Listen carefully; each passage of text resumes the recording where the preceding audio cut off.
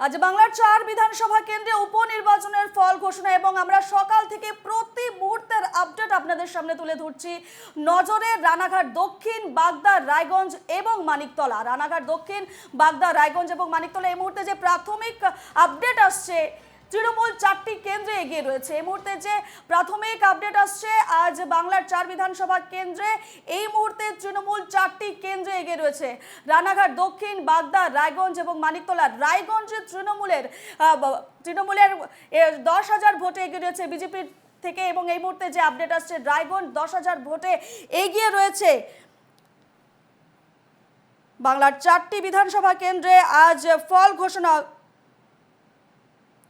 বাগদা এগিয়ে তৃণমূল, গণনার প্রাথমিক পর্যায়ে বাগদা এগিয়ে তৃণমূলের মধুপর্ণা ঠাকুর, পিছিয়ে বিজেপি, তবে ব্যবধান এখনো স্পষ্ট নয়। গণনা হচ্ছে হেলেঞ্চা উচ্চ বিদ্যালয়ে। এছাড়া রানাঘাট দক্ষিণেও তৃণমূল এগিয়ে রয়েছে। রানাঘাট দক্ষিণ বিধানসভা কেন্দ্রের উপনির্বাচনে প্রথম রাউন্ড গণনা শেষে তৃণমূল প্রার্থী মুকুটমণি অধিকারী এগিয়ে রয়েছেন, পিছিয়ে বিজেপি প্রার্থী মনোজ কুমার বিশ্বাস। মানিকতলাতেও এগিয়ে রয়েছে তৃণমূল।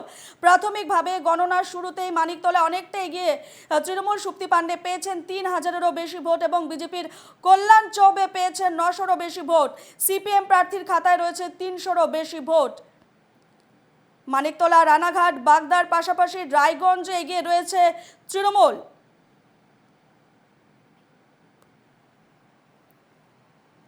আমরা এই মুহূর্তে সরাসরি চলে যাব বাগদায়, যেখানে রয়েছেন আমাদের প্রতিনিধি প্রথম পাল। প্রথম যে খবর আসছে, প্রাথমিকভাবে যে খবর আসছে, তৃণমূল এগিয়ে রয়েছে বাগদায়।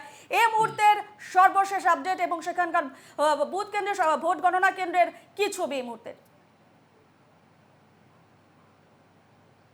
একেবারে রূপা, সকাল থেকে কিন্তু নিরাপত্তা যে ব্যবস্থা, সেই নিরাপত্তা ব্যবস্থা কিন্তু অটুট রয়েছে গণনা কেন্দ্রে। একদিকে যেমন রাজ্য পুলিশ, তেমন কিন্তু কেন্দ্রীয় বাহিনী তাদের নিরাপত্তা রয়েছে। পাশাপাশি কমিশনের যারা আধিকারিকরা রয়েছে তারাও কিন্তু রয়েছে। পাশাপাশি এসডিপিও যিনি বনগাঁর, তিনিও কিন্তু সেখানে উপস্থিত রয়েছে, যাতে কোনো রকম অপ্রীতিকর ঘটনা যাতে না ঘটে সেই কারণে গোটা গণনা কেন্দ্র সেটা কিন্তু সিসিটিভি ফুটেজ, সিসিটিভি ক্যামেরা দিয়ে মুড়ে ফেলা হয়েছে এবং বিশেষভাবে নজরদারি রাখা হচ্ছে।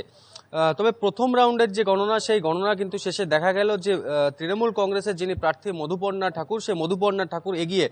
অর্থাৎ তৃণমূল কংগ্রেস যেটা আশঙ্কা করেছিল এবং যেটা জানিয়েছিল যে বিজেপির যে গোষ্ঠীকন্দল, সেই গোষ্ঠীকন্দলের জন্য কিন্তু বিজেপির একটা অংশ তারা কিন্তু ভাগ হয়ে যায় এবং সেখানে সত্যজিৎ মজুমদারকে সেখানে নির্দল প্রার্থী আপেল চিহ্নে সেখানে কিন্তু দাঁড় করানো হয়।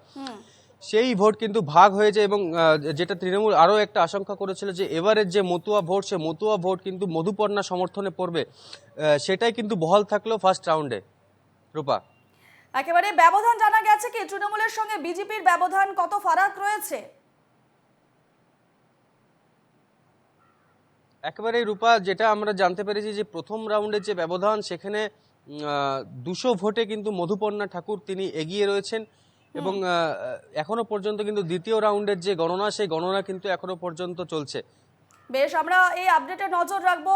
আপাতত তুমি আমাদের সঙ্গেই থাকো। আমরা যেমনটা জানিয়ে আসছি, 4টি বিধানসভা কেন্দ্রে ভোট গণনা চলছে।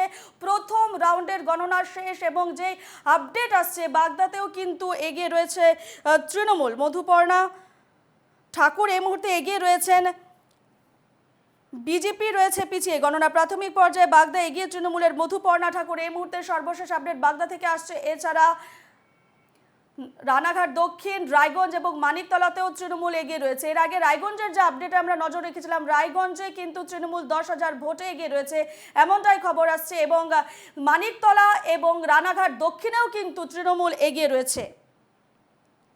রানাঘাট দক্ষিণ বিধানসভা কেন্দ্রের উপনির্বাচনে প্রথম রাউন্ড গণনা শেষে তৃণমূল প্রার্থী মুকুটমণি অধিকারী এগিয়ে রয়েছেন, পিছিয়ে বিজেপি প্রার্থী মনোজ কুমার বিশ্বাস।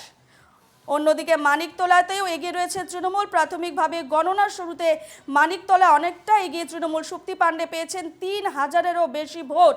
বিজেপির কল্যাণ চৌবে পেয়েছেন 900-রও বেশি ভোট।